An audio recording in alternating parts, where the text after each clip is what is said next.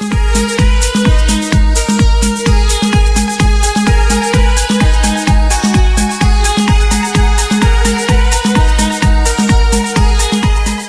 ូមស្វាគមន៍និងស្ដាប់តម្រុយឆ្នោតយួនប្រចាំថ្ងៃ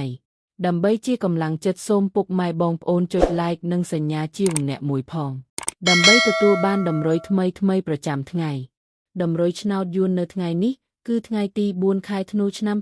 2025 ដើម្បីកុំឲ្យខាតពេលយូរសូមស្ដាប់តម្រុយឆ្នោតពី admin មានលេខ44 19 65 124សម្រាប់ប៉ុស្តិ៍APCD សម្រាប់លេខ OSADMIN មាន2គ្រាប់គឺ OS ខ្ទង់70និង40សម្រាប់3លេខគឺ admin មាន2គ្រាប់ផងដែរគឺមានលេខ